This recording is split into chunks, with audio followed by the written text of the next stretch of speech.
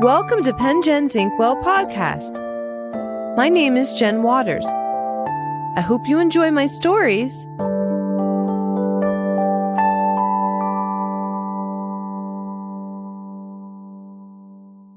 One Little Light is my Shine Your Light in the World Dr. Seuss rhyming poem.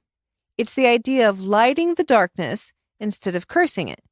The Gospel of John says, "The light shines in the darkness, and the darkness has not overcome it."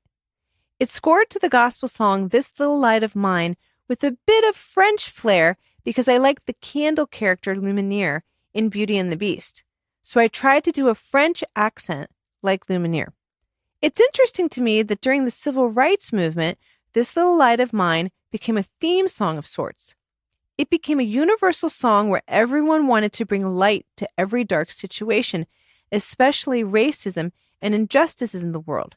It seems that the same is true today. I think my little candle will make such a cute animated series and picture book symbolizing the light of the world.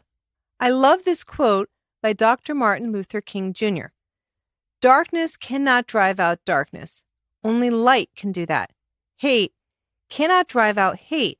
Only love can do that." So this is One Little Light. I hope you love it as much as I do.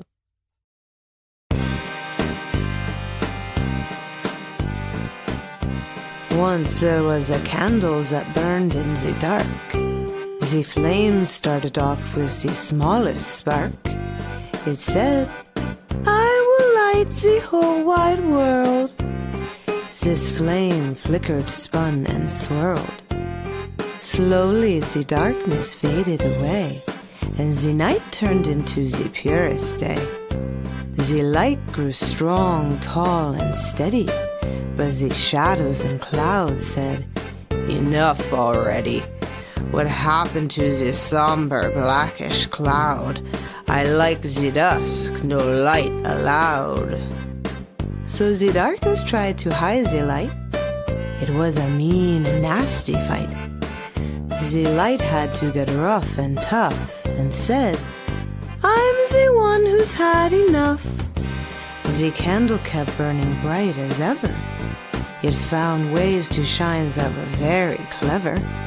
If the darkness tried to blow a wind and thought it had the candle thinned, the candle turns the direction it blew, and soon the dark didn't know what to do. The wind only caused the light to blaze, shining its rays without any delays. If someone tried to step on the candle, it burned the bottom of the person's sandal until the person removed his foot and understood the candle would stay put. If someone tried to dump some water, the candle just burned hotter and hotter. It would not let the water douse its glow, not with rain, sleet, or even snow. At times people tried to freeze the candle and make ice out of his lovely handle. But then the candle would warm the holder, and it would only grow bolder and bolder. If someone cut off the air in the room, the candle didn't fear impending doom. It held its breath until the air returned. The candle churned, learned, and yearned. If someone put a metal lid on its head, it smoldered and smoked windows instead, until the person took the cover off. Smog made people sneeze and cough. If someone threw a towel on his flame, the candle burned it up. It was never the same. If someone threw salt, it only added flavor, and the candle didn't even waver. If the wick of the candle was at its end, it caused itself to stretch and bend beyond the hard and flaky wax. The candle could not afford to be lax. If someone chipped the wax at its side, the wax melted itself and then it dried. Over the gouges and the insults galore, the candle still shined even when it was sore.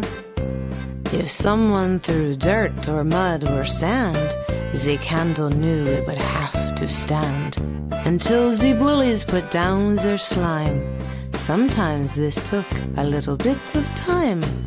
If the darkness got darker, the light only stood out. Its background was the night, without a doubt.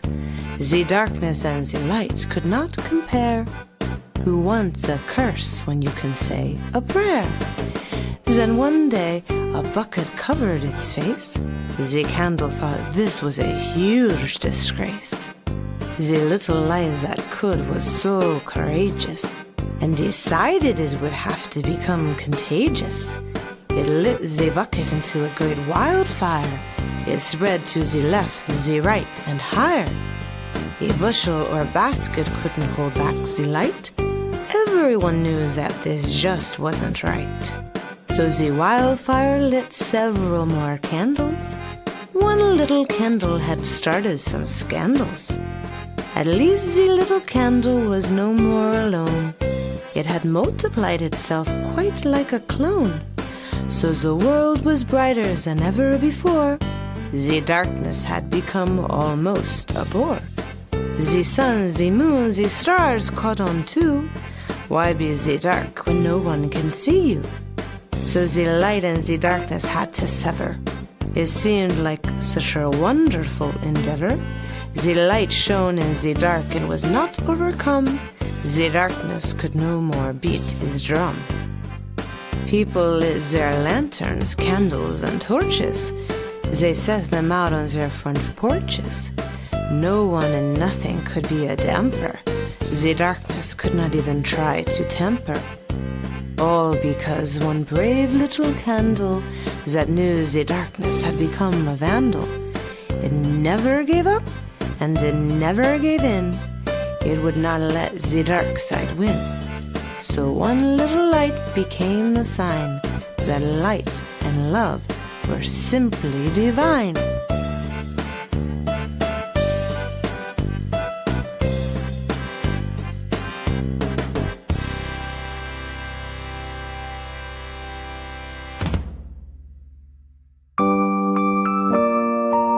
This has been Pen Gen's Inkwell Podcast. I wrote and performed all the original stories in the podcast. This podcast is produced by Eric Baines, who scored all the stories and poems in the series to original and public domain music. The podcast is associated with my blog of the same name, Pen Gen's Inkwell, which can be found on my website, jenwaters.com.